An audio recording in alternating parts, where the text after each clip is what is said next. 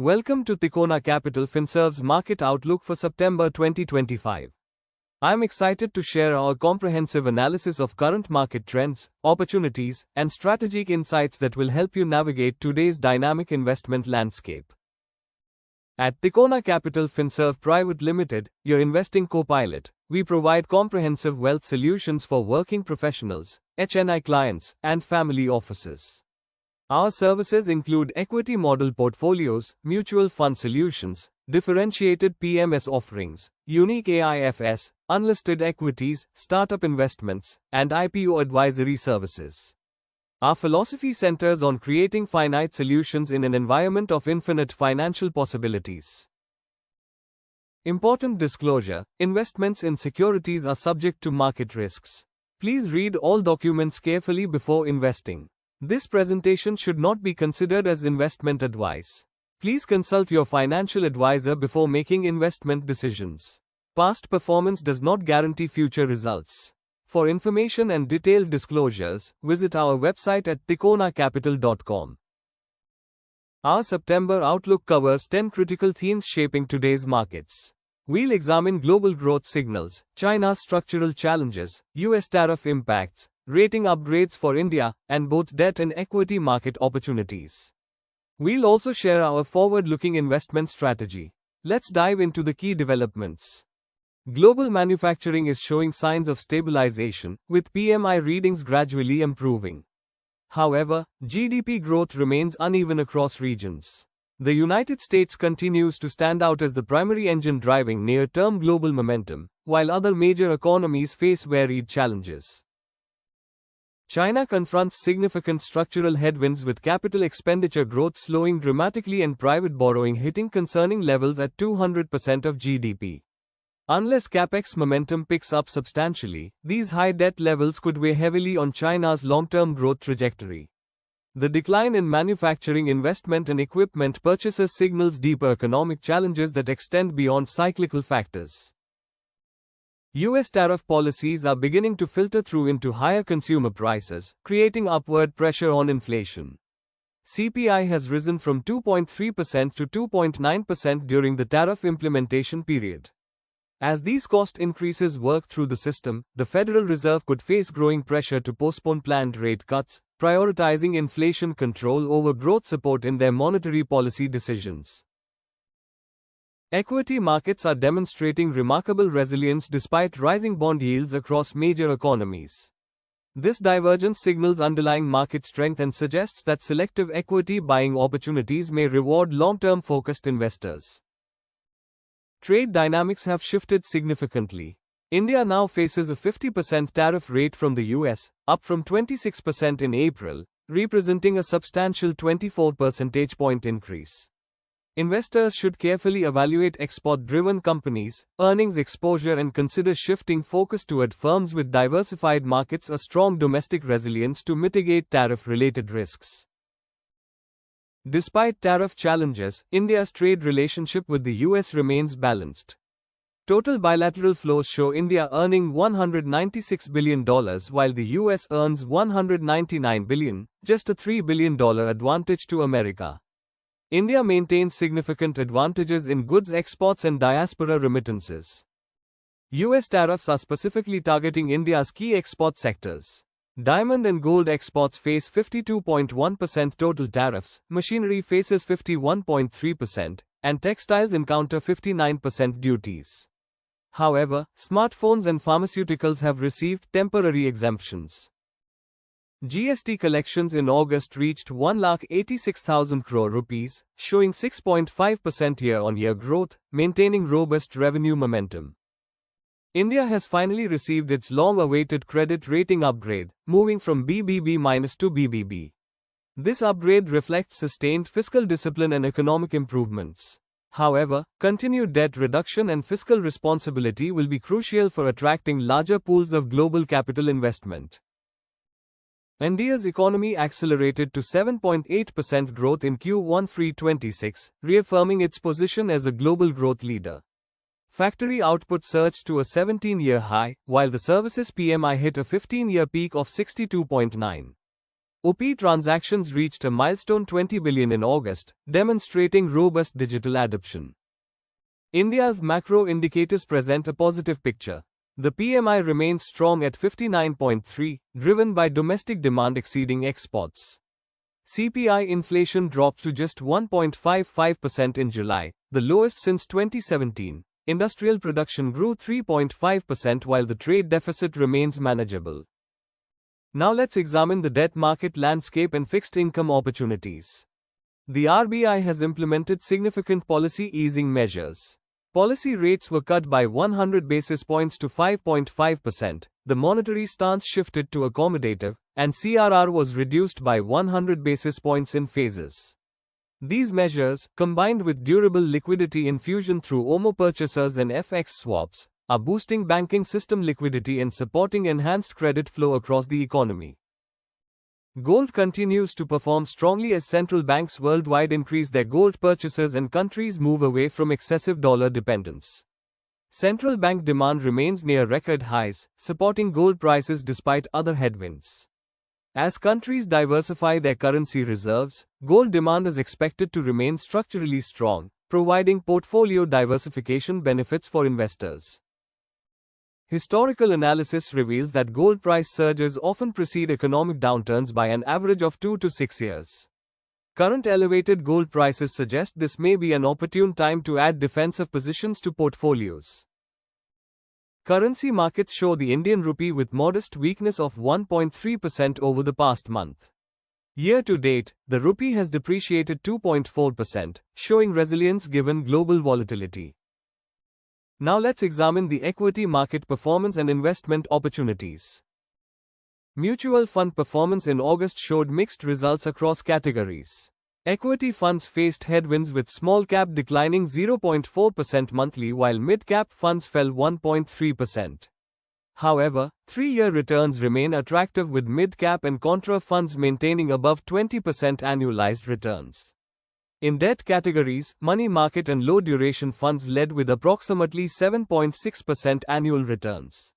Hybrid funds demonstrated standout performance, with domestic silver and gold fund of funds delivering exceptional returns of 46 to 48% annually, while thematic transportation funds achieved 22% 3-year gains. Global markets delivered divergent performance in August. Nasdaq led developed markets with 3% monthly gains and 24% annual returns. Chinese markets performed strongly with HANGSENG gaining 4.5% monthly and 44% annually. Indian markets faced pressure with Nifty declining 0.2% monthly. However, SME/IPOs maintained momentum despite some cooling, and sectoral rotation favored it, commodities, and defensive sectors over real estate and banking. This divergence suggests selective opportunities remain despite broader market consolidation. Market activity demonstrated continued domestic strength offsetting foreign outflows. Fee flows turned negative at 37,800 crore rupees, while de-inflows remained robust at 70,500 crore rupees.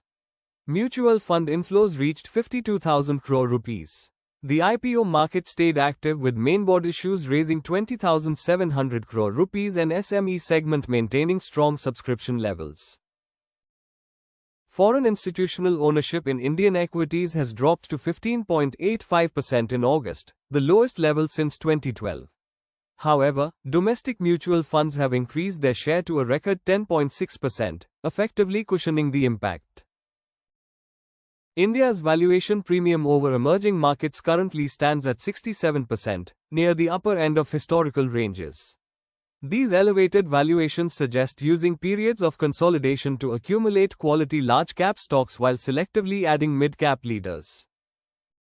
The robust response across diverse sectors from engineering to aromatics indicates continued retail investor confidence, though selectivity is increasing among institutional investors. The SME IPO market is evolving from quick gain speculation toward quality-focused investing. 2025 has seen reduced median listing gains of just 2% compared to 38% in 2024. Total subscription levels have also moderated to 3 times from 174 times. This normalization suggests that only well-governed, fairly valued companies will succeed in the current environment. Moving to our comprehensive investment strategy and market outlook for the coming months. Historical analysis demonstrates that despite wars, global recessions, and domestic shocks, Indian markets have delivered multifold wealth creation over 4 decades. Structural tailwinds suggest that near-term volatility should be viewed as opportunities rather than threats. Urban FMCG volume growth remains strong at 8.4% while rural growth has recovered to 4.3%, pointing toward a broad-based consumption recovery. Q1 FY26 earnings showed modest overall growth but revealed underlying sectoral strength.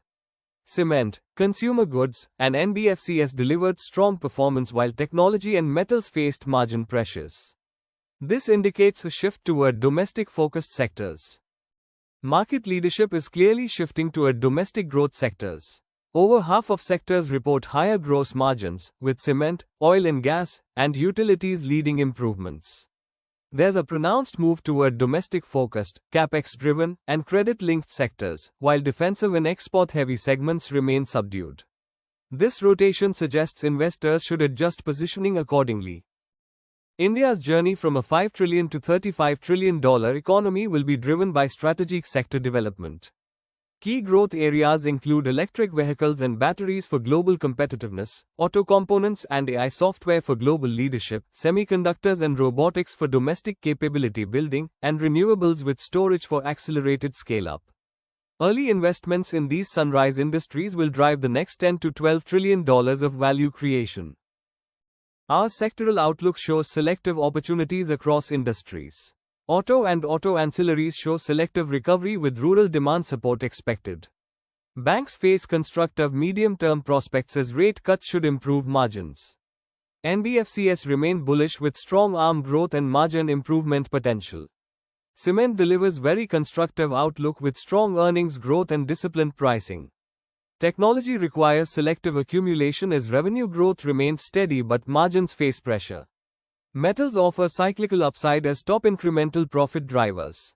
Healthcare provides defensive characteristics with upside potential, while consumer staples show quality with gradual recovery trends. For mutual funds, we recommend Nippon India Multi-Asset Allocation Fund with consistent outperformance and 18.4% 3-year returns, and Parag Parikh Flexi Cap Fund with 20.1% 3-year returns and strong international diversification. In bonds, Navi Finserv NCD offers 10.3% monthly coupons with 11.15% indicative YTM, rated CRISIL A with strong buffer metrics. For unlisted opportunities, NSE represents the backbone of Indian capital markets with extraordinary profitability, while NCDEX offers exposure to India's agricultural commodity derivatives with turnaround potential. Market-linked debentures provide nifty exposure with 150% upside participation and gold exposure with 570% participation up to 57% returns. Summarizing our outlook, global GDP growth revised to 2.4% with China and Eurozone improving while US growth cools. Eurozone posted minimal growth, Fed likely to cut rates, while ECB and BOE remain cautious. Domestically, India's Q1 FY26 GDP reached 7.8% with CPI at 8-year lows of 1.55%. GST collections remain robust, and policy easing through repo cuts and CRR reduction supports credit flow. Trade dynamics show US tariff increases but India's diversification toward GCC, Africa, and LATAM markets, plus services surplus cushioning goods tariff impacts. Our tactical investment approach adapts to current market conditions. We recommend asset allocation of 50 to 60% equities, 25 to 30% debt, 10 to 15% alternatives, and 5 to 10% cash. Sector tilts favor consumption, travel, technology, banks, and healthcare. Accumulate quality positions during market corrections. In fixed income, ladder duration and maintain liquidity to deploy during volatility periods. Policy stimulus through income tax cuts, GST reduction, and 8th pay commission implementation likely to support both economy and markets. Brent crude remains volatile around $69 while gold trades near record highs. USD INR stable around 88.1 with RBI support maintaining currency stability. Download our comprehensive mobile app for seamless portfolio management and investment tracking. One app for all assets, track mutual funds, equity, debt, gold, and more in one place for you and your family. Easy self-onboarding, paperless setup, 360-degree portfolio view, and smart insights to make better investment decisions. At Tikona Capital Finserv Private Limited, we believe in creating finite solutions in infinite possibilities. Our triangle logo represents filtering out unknowable edges from the ultimate circle of market uncertainty. Founded and led by Sumit Poddar, our team is committed to empowering customers to invest in high-quality businesses and build long-term wealth. Connect with us at tikonacapital.com, follow us on LinkedIn, YouTube, and Twitter. Thank you for watching, and remember, invest with conviction, build long-term wealth.